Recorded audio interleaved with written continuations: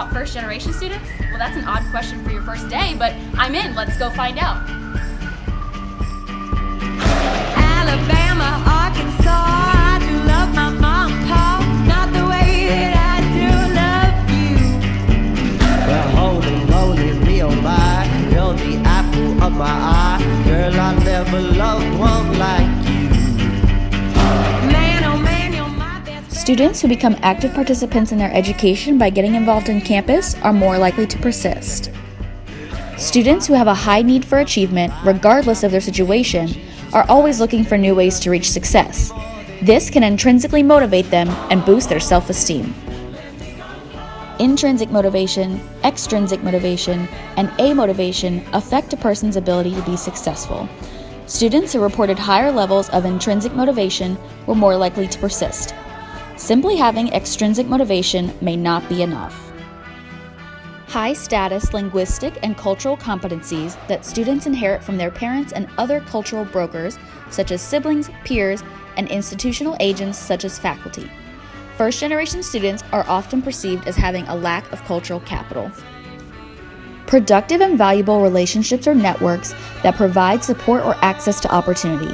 Students can develop social capital by participating in clubs and organizations, which can help them to develop cultural capital as well. College adjustment looks different for every student regardless of background. Adjustment appears to be tightly coupled with student involvement on campus. Faculty interaction with students can play a big role in enhancing a student's motivation. However, intrinsic motivation is one of the biggest predictors as to whether or not a student will remain enrolled at an institution. Boats and waterfalls, alleyways and payphone calls. I've been everywhere with you. That's true.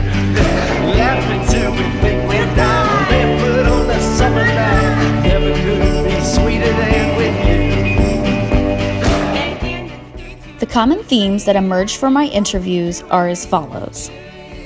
First, Kim and JP both agreed that their parents were what motivates them to persist. This is contradictory to the need for achievement as well as the self-determination theory of motivation. However, I believe that if you were to take a bigger sample, that intrinsic motivation may be more prominent among first-generation students than extrinsic motivation. Second, my findings contradict the notion that first-generation students are less involved. Between the two of them, JP and Kim belong to 13 different organizations. However, this postulates Aston's theory of student development. Third, similar to research on first-generation students, Kim and JP both felt as though they lacked the necessary skills to truly be successful in college. Kim specifically mentioned lacking a network, while JP talked about a need for mentors. What's interesting is that although these students didn't use the term cultural capital, they both knew that their lack in cultural capital, because they didn't have a network at home, put them at a disadvantage. And finally, both students' adjustment to college was appropriate based on their levels of cultural capital. Kim is the first in her family to attend college, and she claims that she had a difficult time adjusting because she didn't know which major was right for her. Whereas JP, on the other hand, who had two siblings already attend college before him, claims to have had a fairly easy adjustment to college. We can assume that this is because his siblings acted as cultural brokers in his transition to college life.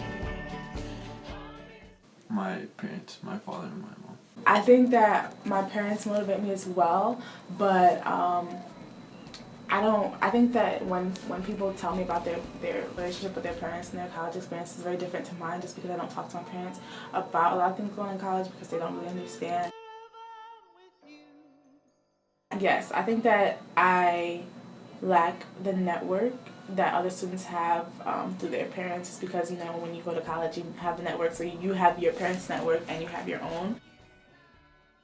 It would probably help to provide more guidance to them, since, if your parent went through college, they could kind of tell you, some advice on what to do, how to choose your career.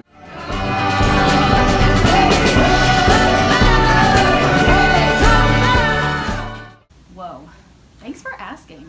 I guess if there's one thing we learned, it's not to buy into first-generation stereotypes, and don't underestimate them, because if a first-generation student puts their mind to it, they're a force to be reckoned with.